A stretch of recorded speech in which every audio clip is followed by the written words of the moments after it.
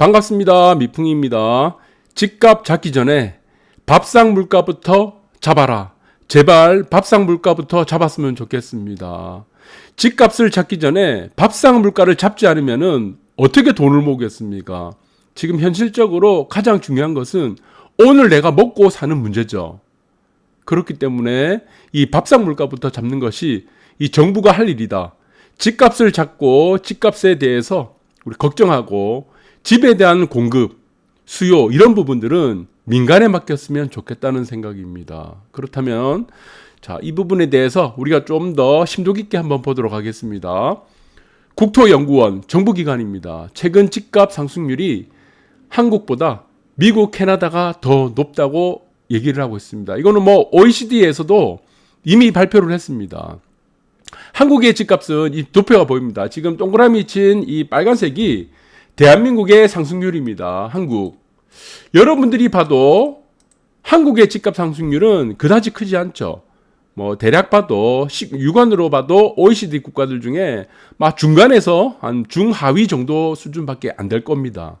그런데 지금 이 부분에 대해서 많은 분들이 설왕설래를 하고 있습니다. 네, 그래서 저는 이 통계라는 부분들을 여러분들이 정확하게 보셔야 되는데, 여기서 통계라는 부분이죠. 네, 통계. 그러면은 이 통계도 종류가 여러 가지가 있습니다. 여러분들이 좋아하는 주식이라든가 부동산 이런 통계도 있고, 아니면은 이 통계라는 부분 중에 퀀트라는 것도 있습니다. 퀀트. 네, 퀀트 대표적인 게 퀀트와 알고리즘 있죠.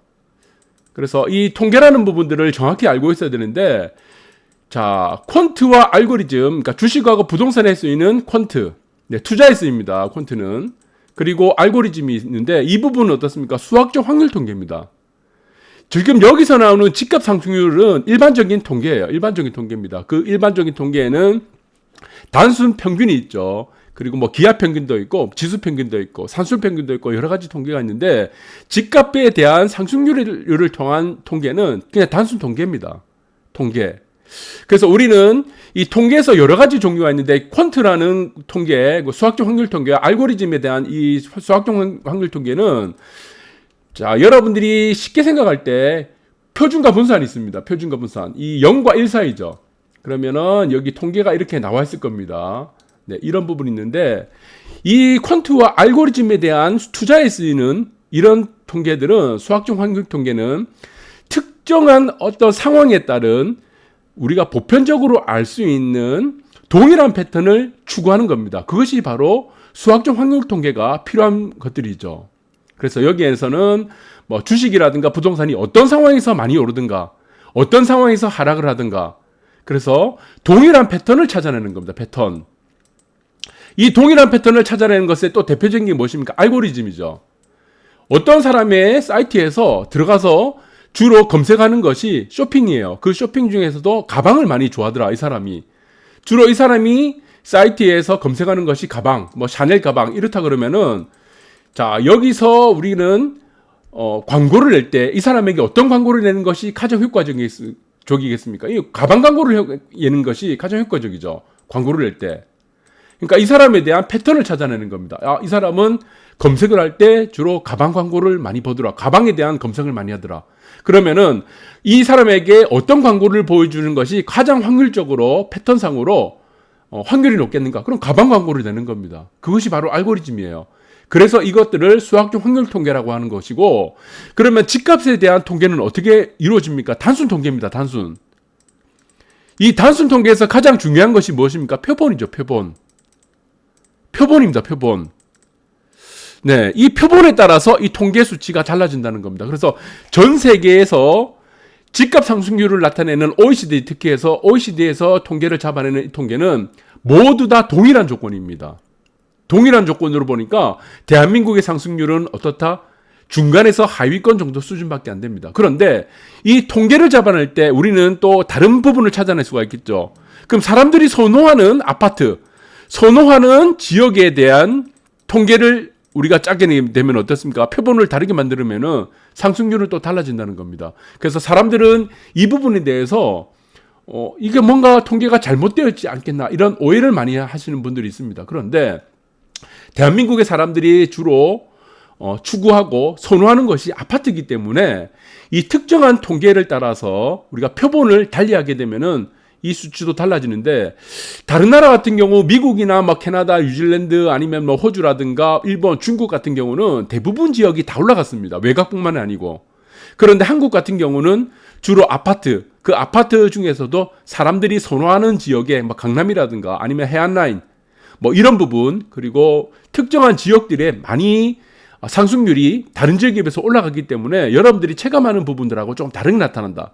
그렇게 보시면 될 것 같습니다. 그래서 이 통계라는 부분이 단순 통계 같은 경우는 표본이 가장 중요하고, 수학적 확률 통계, 우리가 투자에 쓰는 퀀트라든가 알고리즘 이런 것들은 어떻습니까?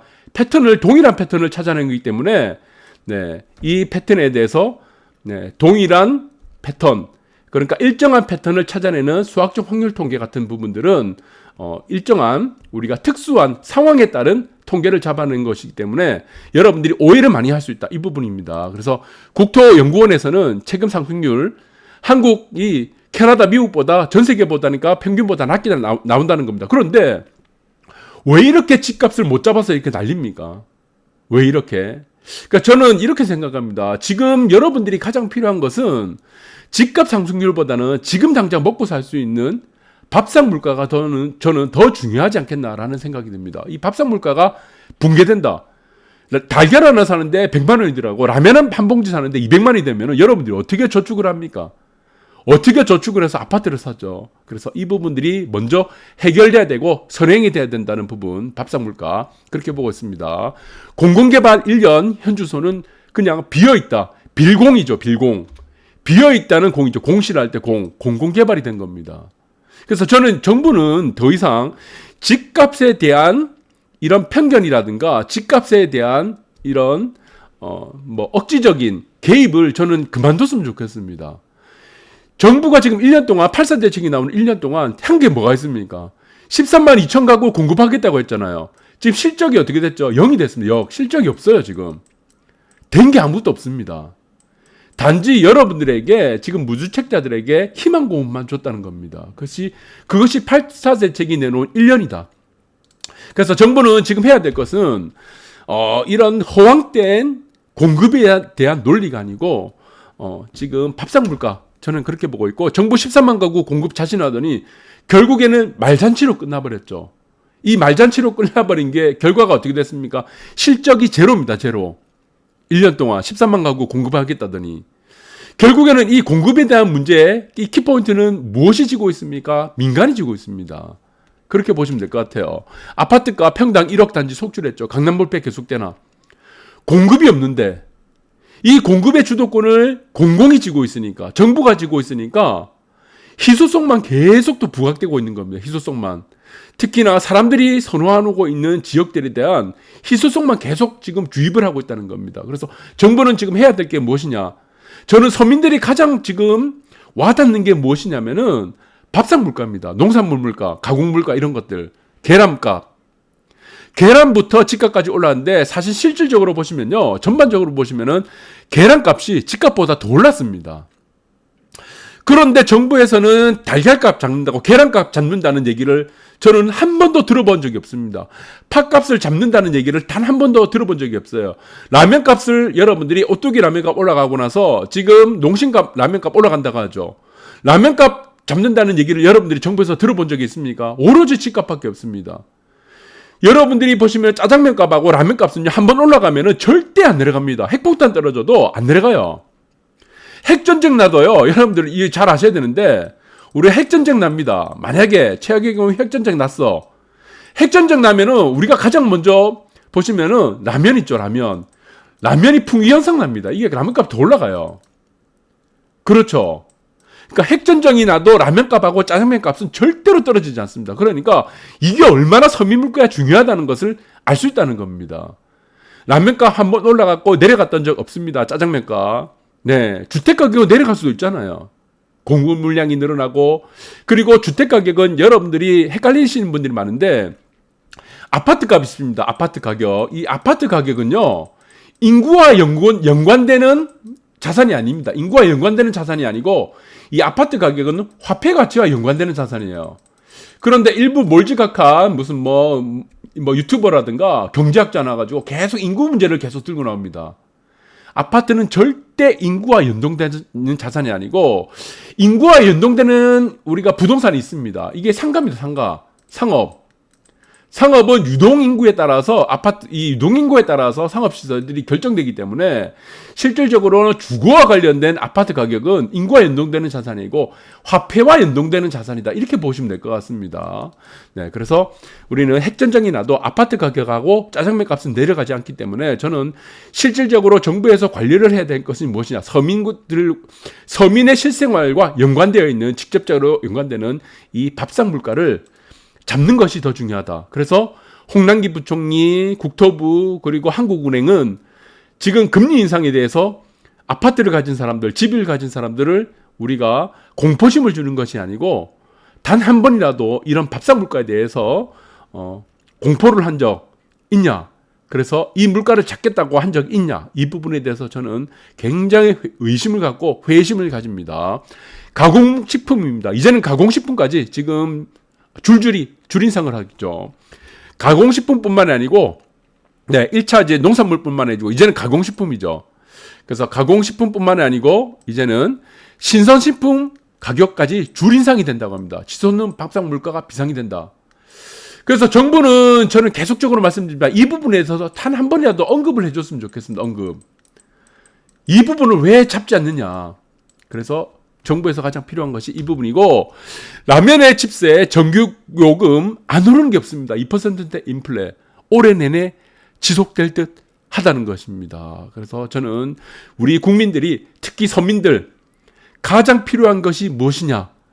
집값에 대해서 우리가 지금 정부에서 나와서 매일 나와서 폭락한다, 이런 부분들을 먼저 얘기하기 전에 라면값 폭락한다, 짜장면값 폭락한다, 이 부분들에 대해서 여러분들 서민들 입장으로 좀 얘기를 해줬으면 좋겠습니다. 그래서 서민들이 더 이상 불안하지 않게 살았으면 좋겠다.